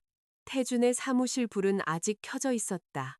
그는 헤드폰을 끼고 모니터를 응시하고 있었는데 회사의 이익을 위해 늦게까지 일하는 헌신적인 CTO의 모습 그대로였다. 만약 내가 그 숫자들을 보지 않았다면 나는 사랑의 감정을 느꼈을 것이다. 하지만 이제 그의 모니터 불빛은 그저 유독해 보일 뿐이었다. 나는 주머니 속에 하드 드라이브를 꽉 쥐었다. 나는 예전에는 여자들이 아름다움, 달콤한 말, 비밀스러운 모텔방으로만 남편을 훔친다고 생각했. 이제 나는 어떤 사람들은 유령 회사, 가짜 송장, 그리고 악어의 눈물로 훔친다는 것을 알았다. 이틀 후 나는 집 엘리베이터에서 내렸고 즉시 아이의 웃음소리를 들었다. 그것은 집을 따뜻하게 만들어야 할 밝고 순수한 소리였지만 내 고막에 바늘이 밝히는 것처럼 느껴졌다. 나는 문을 열었다. 신발장 옆에는 작은 파란색 여행 가방이 있었다. 공룡 모양의 유아용 운동화 한 켤레가 현관 매트 위에 놓여 있었다. 내 소파에는 어린 지훈이가 인형을 안고 앉아 있었다. 태주는 그 옆에서 주스 상자를 들고 내가 우리의 시험관 시술 동안 그토록 간절히 바랐던 절대적인 다정함으로 아이를 바라보고 있었다.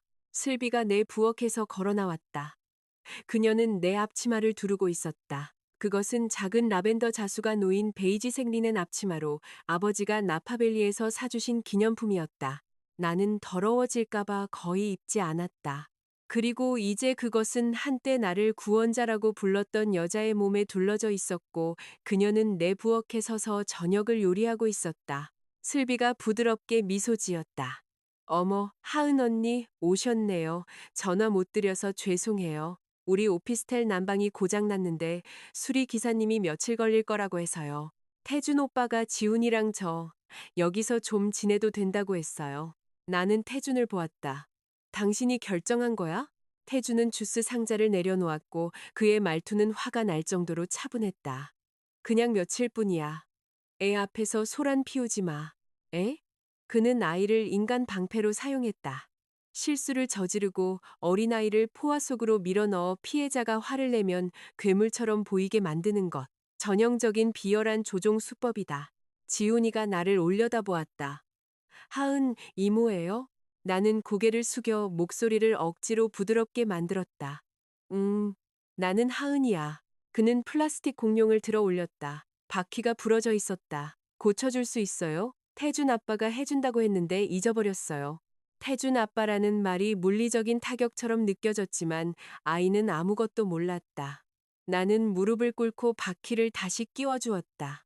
자, 와, 진짜 똑똑하다. 지훈이가 킥킥거렸다. 나는 그의 머리를 쓰다듬고 일어섰다. 슬비는 근처에 서 있었고 그녀의 목소리는 무기화된 다정함으로 가득 차 있었다.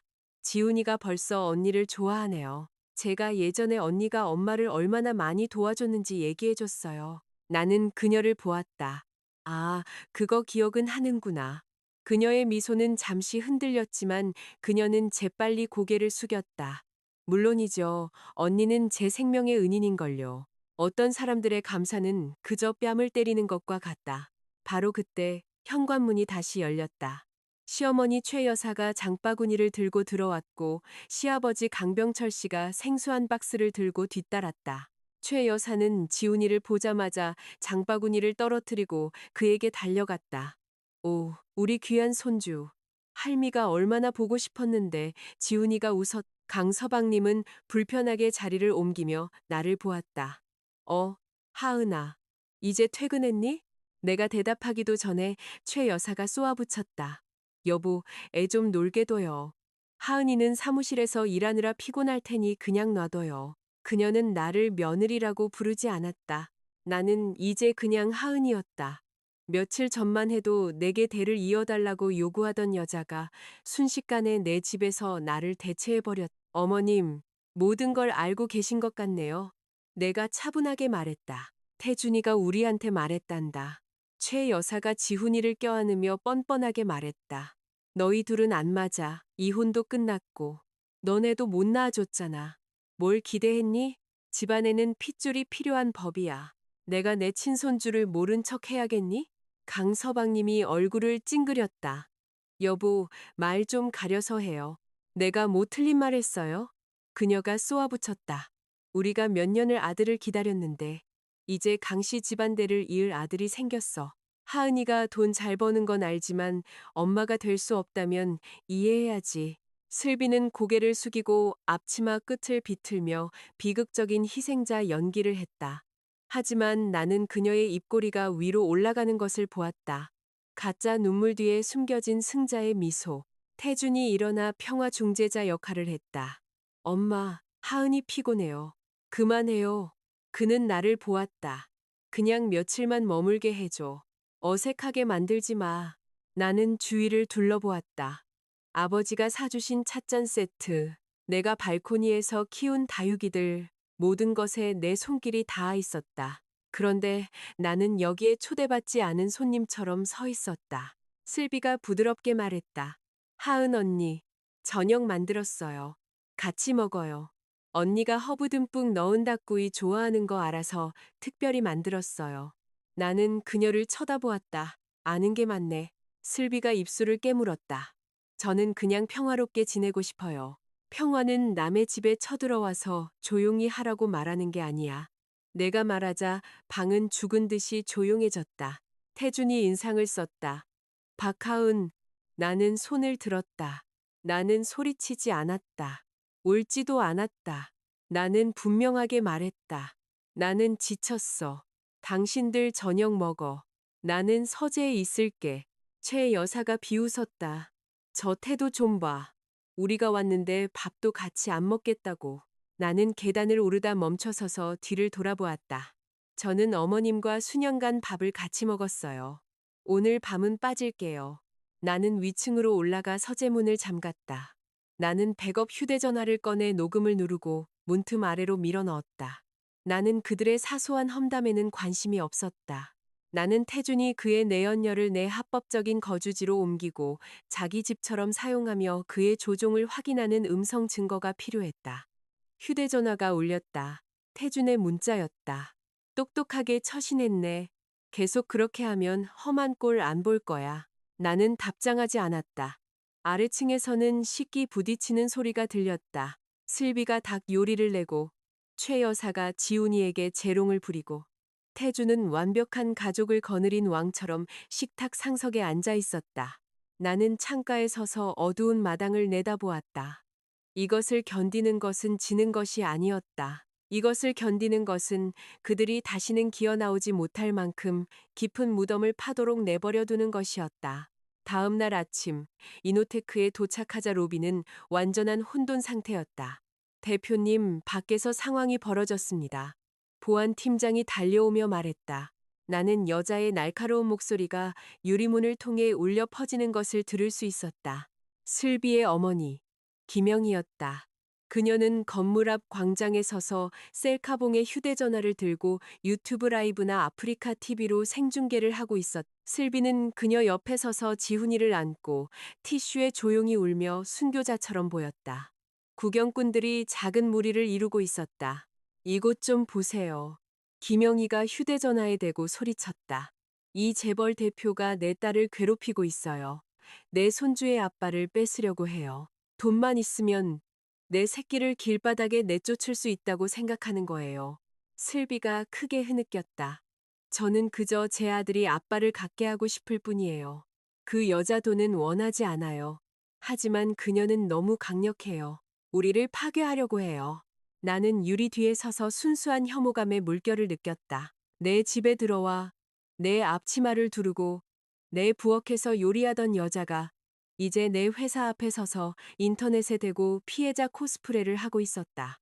현대의 악당은 그냥 악행만 저지르는 것이 아니다.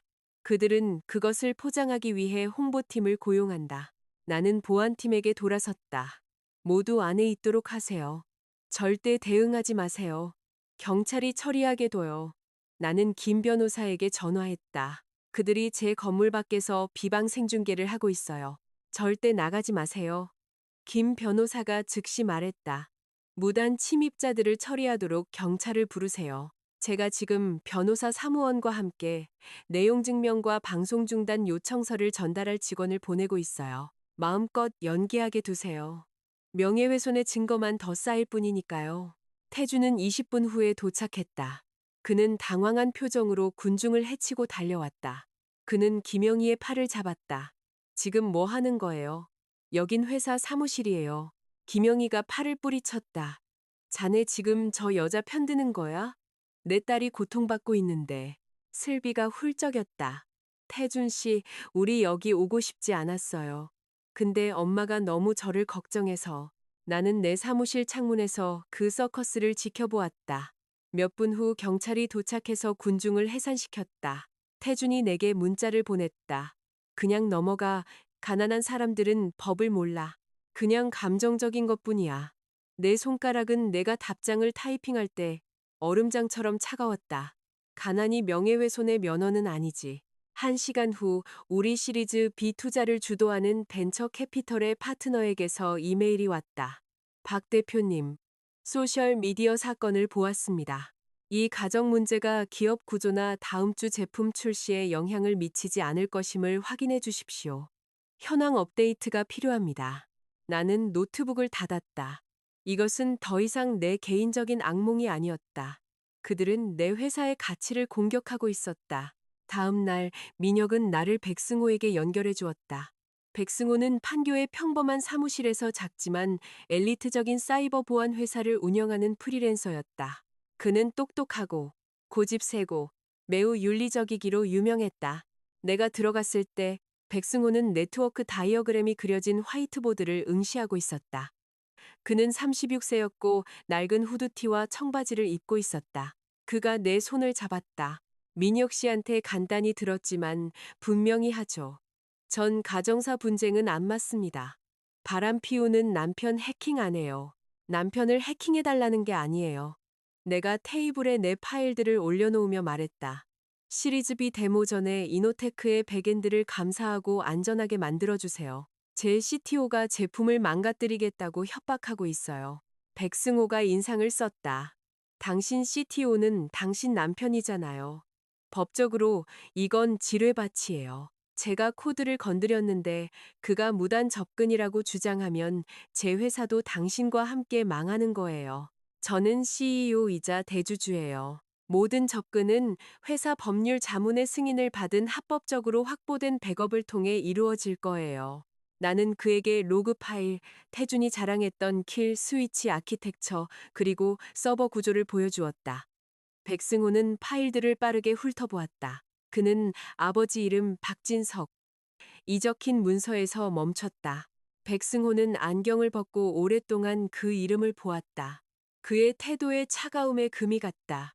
당신이 박 회장님 따님이시군요. 나는 놀랐다. 저희 아빠를 아세요? 백승호가 눈을 비볐다. 제가 학부생일 때 정말 빈털털이었고 자퇴 직전이었어요. 한 장학재단이 제 마지막 인연을 지원해줬. 당신 아버지가 익명의 기부자셨어요. 그분은 제게 편지 한 통을 쓰셨죠. 가난한 건 무섭지 않다. 정말 무서운 건 앞으로 나아갈 길이 있다는 것을 잊는 것이다. 라고요. 그분이 아니었으면 저녁이 없었을 겁니다. 나는 충격적인 침묵 속에 앉아 있었다. 아버지는 한 번도 언급하지 않으셨다. 인생은 이상하다. 내가 구해준 사람들은 나를 파괴하기 위해 돌아왔다. 아버지가 수년 전에 구해준 사람들은 내가 절벽 끝으로 밀렸을 때 정확히 나타났다. 백승호가 폴더를 닫았다. 좋아요, 하겠습니다. 조건은 세 가지입니다. 첫째, 철저한 법적 계약서. 둘째, 저는 안전한 샌드박스 환경에서만 작업합니다. 셋째, 저는 공주를 구하는 영웅이 아닙니다. 저는 네트워크를 확보하는 계약자입니다. 나는 고개를 끄덕였다. 영웅은 필요 없어요. 영웅들은 비밀유지 서약서에 서명하는 것을 잊어버리니까요. 저는 전문가가 필요해요. 백승호가 실제로 미소 지었다. 제 팀 100억 그리고 26일을 주세요. 그거면 충분한가요? 잠을 포기할 의지만 있다면 폭탄을 해체하기에 충분하죠. 그가 말했다. 양평에 있는 아버지의 오래된 별장은 숲속 깊숙이 자리 잡고 있었다. 아버지는 서울의 소음을 피해 그곳에 가시곤 했다. 이제 그곳은 우리의 비밀 작전실이 되었다. 백승호의 사명으로 구성된 엔지니어 팀은 서버, 모니터, 케이블을 가지고 이사왔다. 소나무 잎 냄새는 뜨거운 전자기기와 묵은 레드불 냄새로 대체되었다. 우리는 소프트웨어를 다시 쓰지 않았다. 우리는 단지 접근 게이트, 인증, 관리자 키, 배포 프로토콜을 재구축했다. 어느 날 새벽 2시 컵라면을 먹고 있을 때 백승호가 나를 불렀다. 이것 좀 보세요. 백도어를 찾았어요. 강태준이 당신에게 보여준 게 아니라 숨겨진 거요. 그는 화면을 가리켰다. 누군가 섀도우 리포지토리에 접근하려고 했어요. 누구요? 사용자 이름이 조성민. 성민, 태준의 수석 개발자이자 오른팔. 아직 그를 차단하지 마세요. 내가 즉시 말했다. 쥐를 너무 일찍 잡으면 둥지에 경고를 보내는 셈이에요. 그가 보이지 않는다고 생각하게 둬요. 백승호는 동의하며 고개를 끄덕였다. 다음 날 사무실에서 성민은 복도에서 내게 미소 지었다. 대표님, 데모 준비는 순조롭게 진행되고 있습니다. 계획대로 잘 되고 있어요. 듣던 중 반가운 소리네요, 성민 씨. 나도 미소로 답했다. 그날 밤, 민혁은 내게 성민이 태준에게 보낸 문자 기록을 보내왔다. 박 대표가 프로토콜을 잠그고 있어요. 누가 감사하는 느낌입니다. 태준의 답장. 계속 주시해. 섀도우 업데이트 밀어붙여. 섀도우 업데이트는 성민이 스테이징 환경에 주입하려던 악성 코드 조각이었다. 만약 시리즈 B 발표 중에 배포되었다면 그것은 의도적으로 과부하 상태에서 시스템을 다운시켜 태준이 내 새로운 프로토콜 때문에 제품을 망가뜨렸다고 나를 비난할 수 있게 했을 것이다. 백승호는 그 코드를 격리하고 가짜 미러 환경을 만들어 성민이 자신의 폭탄이 성공적으로 설치되었다고 생각하게 만들었다. 태준은 점점 조급해졌다. 데모 3일 전 그는 내 사무실로 들어와 계약서를 내 책상에 던졌다. 이거 서명해. 그것은 구조조정 합의서였지만 4페이지에 묻혀있는 조항은 기술적 독립성을 보장하기 위해 내 지분 17%를 태준에게 양도하는 것이었다. 이제 주식으로 나를 협박하는 거야? 내가 물었다. 태준이 책상을 내리쳤다. 나 없으면 이 회사는 텅 빈 껍데기야. 내가 버튼 하나 누르면 데모는 끝장이야. 서류의 서명에 박하은. 나는 노트 아래 숨겨둔 휴대전화의 녹음 버튼을 눌렀다. 내가 이거 서명하면 시스템을 다운시키지 않겠다고 약속하는 거지? 서명하면 모두가 원하는 것을 얻게 될 거야. 그가 비웃었다. 나는 펜을 들어 김 변호사가 준비한 법적으로 아무런 효력이 없는 복사본에 서명했다. 태주는 그것을 낚아채듯 가져가 의기양양한 표정으로 걸어나갔다. 일요일. 대구에 있는 최 여사 댁에서의 가족 저녁 식사. 나는 내가 무엇을 마주하게 될지 정확히 알면서 차를 몰아갔다. 집에서는 구운 칠면조와 파이 냄새가 났. 모든 친척들이 와 있었다. 내가 들어서자 최 여사는 구석에 있는 접이식 테이블을 가리켰다. 하은아, 저기 앉아라. 본 식탁은 가족들을 위한 자리야. 슬비는 본 식탁에 지훈이를 무릎에 앉히고 앉아 있었다. 태주는 그녀 옆에 있었다. 나는 접이식 테이블에 앉지 않았다. 나는 방중앙에 섰다. 최 여사가 나를 쏘아보았다. 네가 온 김에 박 회장님 유산 얘기 좀 하자. 넌 태준이한테 그 돈의 절반을 줘야 해. 너네도 못 낳아줬잖아. 적어도 그 아들을 부양하는 건 해야지. 방은 조용해졌다.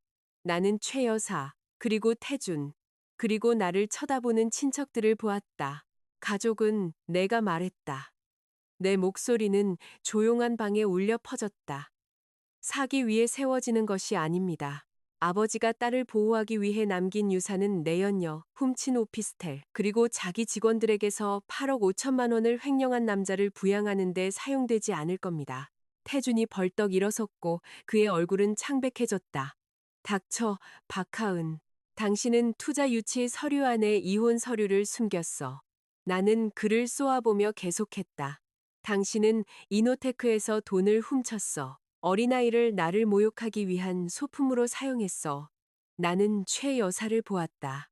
그리고 어머님은 핏줄에 집착해서 기생충을 방조하셨고요. 나는 냅킨을 테이블에 던졌다. 저는 더 이상 이 가족의 일원이 아닙니다. 법정에서 봅시다. 나는 집을 걸어 나왔고 그곳은 충격과 귀가 먹먹할 정도의 침묵 속에 남겨졌다. 서울 시내에서 열린 시리즈 비데모 당일 아침 연 회장은 VC 투자자, IT 기자, 그리고 우리 직원들로 가득 찼다. 나는 무대 뒤에 서 있었고 마음은 평온했다. 백승호가 기술 부스에서 내게 엄지를 치켜 세웠다. 가짜 환경은 격리되었습니다. 실제 시스템은 철벽입니다. 나는 무대 위로 걸어가 발표를 했다. 나는 이노테크의 시작에 대해 이야기했다. 태준은 언급하지 않았다. 예상대로 태준이 마이크를 들고 앞줄에서 일어섰다. 이 발표를 중단해야겠습니다. CTO로서 저는 치명적인 보안 결함을 확인했습니다. 대표가 아키텍처를 손상시켰습니다. 안전을 위해 시스템 킬 스위치를 작동시켜야 합니다. 투자자들이 숨을 죽였다. 카메라 플래시가 터졌다. 태주는 노트북을 꺼내 엔터키를 두드렸다. 그는 화면이 검게 변하기를 기다렸다. 1초, 5초, 10초.